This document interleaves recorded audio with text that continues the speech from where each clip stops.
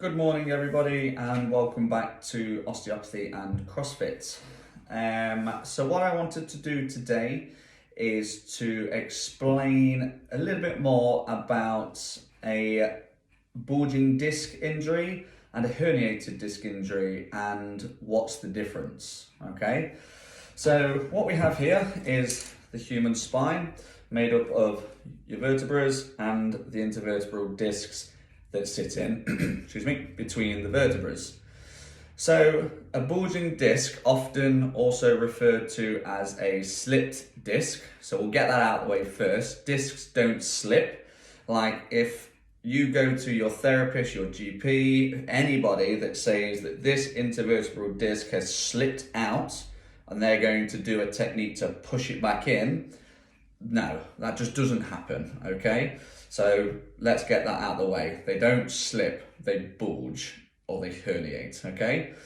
So what is a bulging or a slipped disc, okay? So a bulging disc is when the intervertebral disc comes away from the vertebral body, okay? And that bulge or a bulge in the disc occurs because there's pressure in that disc. That pressure is nucleus pulposus, and it's a substance. It's like a gel-like substance, okay? And when this annulus, which is the outer lane of the intervertebral disc, gets damaged, that pressure is able to push against the outside of the wall and cause a bulge, okay? Often on the lateral side of the spine. It can be posterior as well, but quite commonly it is to the lateral side, okay? So a bulging disc is when there's damage to the annulus of the disc wall, making it weak, causing the pressure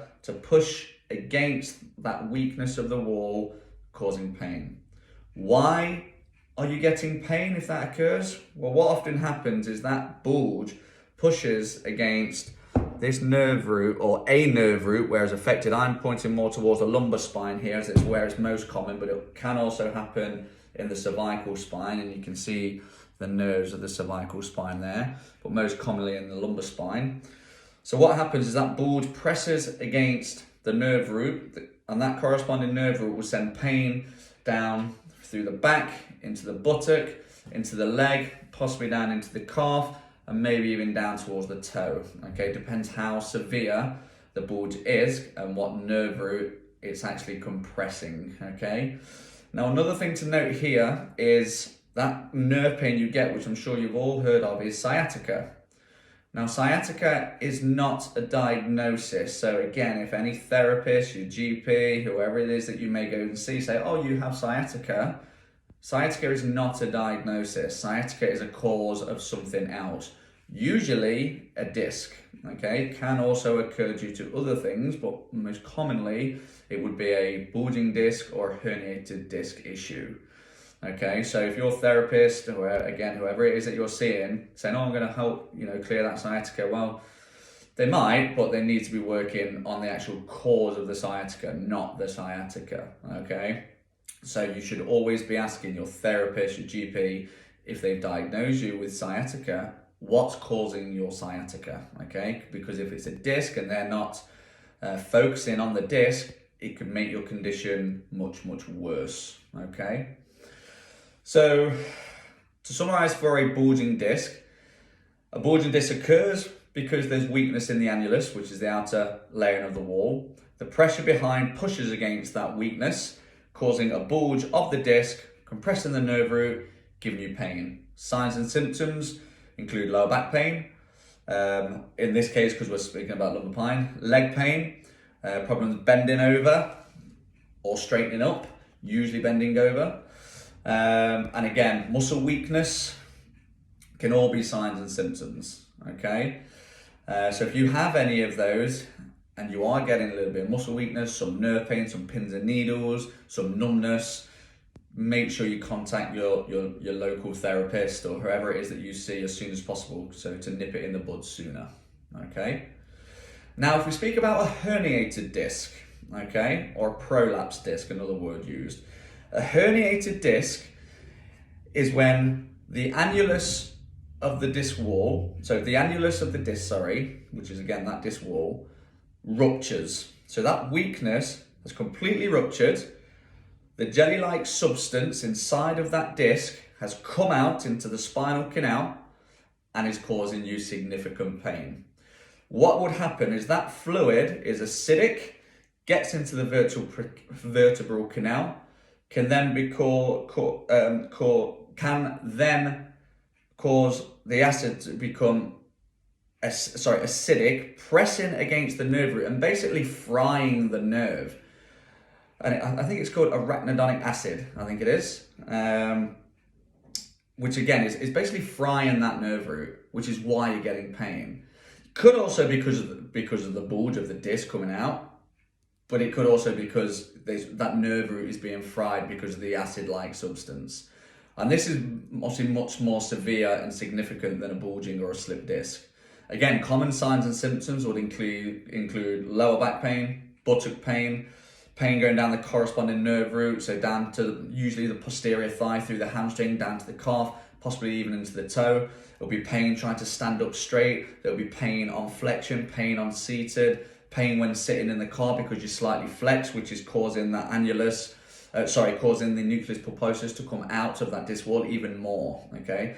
So herniated disc is much more serious than a bulging disc, okay? And it's something that definitely needs to be addressed sooner rather than later, okay? And common things you can do is ice to reduce inflammation, proper posture to sit upright, lying on the unaffected side can help. So if this, let's for argument's sake, just this here is a right-sided disc herniation, I'll get my patient lying on their left hip. So basically we're letting gravity do its work and pushing the fluid-like substance away from the damaged disc wall area, okay? So if you have symptoms like this, you want to lie on the unaffected side and let gravity do its work. And at the same time, getting some ice right across that area, okay? Now, herniated disc can be quite serious, often doesn't need surgery to repair. The body is fantastic at doing that itself.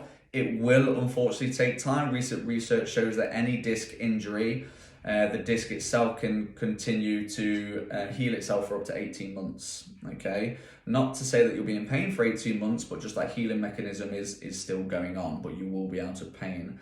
But it is important to make sure that you contact whoever it is that you see for treatment to get this addressed as soon as possible. The sooner that you start bringing in ice, better posture, lying on the unaffected side, the better control that we can get of that disc, okay?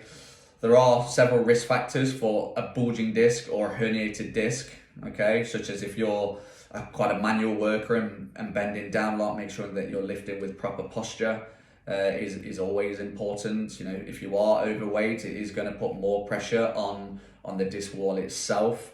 So these are just a couple of things just to make sure that, you know, you give your back the best possible chance of avoiding the disc injury. Now, our backs are very versatile. They're meant to be loaded, they're meant to be bent, they're meant to be moved in several ways, okay? But stuff like strength training can help, improving your flexibility can help reduce the chances of a disc injury in the future, okay? So I made the video to say what's the difference between a herniated and a bulging disc. Now, in terms of signs and symptoms, not much, okay? You are going to get local back pain. You are going to get nerve pain along the corresponding nerve. May depend how far it goes down the leg, in this case, as we're talking about the lumbar spine. And you are going to get a bit of muscle weakness. You are going to get pins and needles. So in terms of signs and symptoms, not massive, okay? In terms of the length, a herniated disc, yes, would last much longer, usually, because the disc wall needs to heal itself. But where the difference lies is in the actual structure, okay? So again, the intervertebral disc in a bulging disc is just damaged. Basically this cartilage of this disc is just damaged, and that's why it's a little bit weak, and the pressure is pushing against that, causing a bulge on this lateral or possibly even posterior, anterior side of that disc.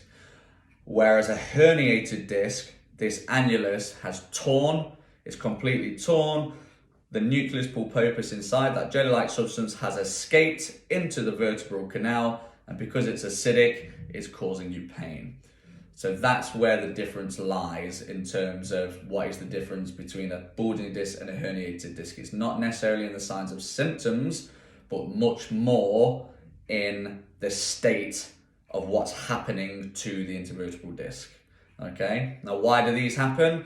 Disc injuries, they can occur because of trauma. A lot of the time it's due to degeneration of the intervertebral disc just as we age, okay? But it also can be because of repetitive use. If you're someone who maybe is a manual worker or someone that sits at a desk and drives for long periods of time, and your back lumbar spine is constantly in that slightly flexed position, which is going to stretch the annulus. If you're doing that for years on ends, and then at the weekend you're doing some gardening or something, it's just going to further exacerbate the injury to that annulus wall already. So if you do, let's say, have history of a bulging disc, it possibly could be likely that a herniation isn't too far away. Not necessarily say that's going to happen, but for you to ensure it doesn't happen, stuff like working on flexibility, improving your strength, improving your posture can all help, okay?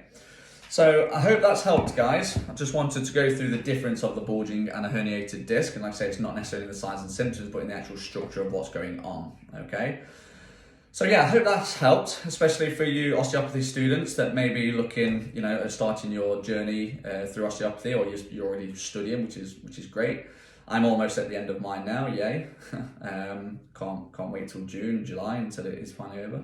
But I hope that's helped. I hope that's given you a bit of insight, especially if you are someone that's struggling with a disc injury. And I hope that's explained a little bit as to why you're struggling with that, if no one's told you. But in the meantime, if you have any questions, pop it in the comments below. Please like and subscribe to the channel and like the videos that I put out. I am trying to put out as much as I can. It's a little bit tricky with work at the minute, so hopefully just maybe something like a couple of videos every couple of weeks is what I'm trying to do, but I'm just trying to build this channel up over the next few years. All right. Any questions, please pop them in the comments. I'll get back to you as soon as possible. Thank you.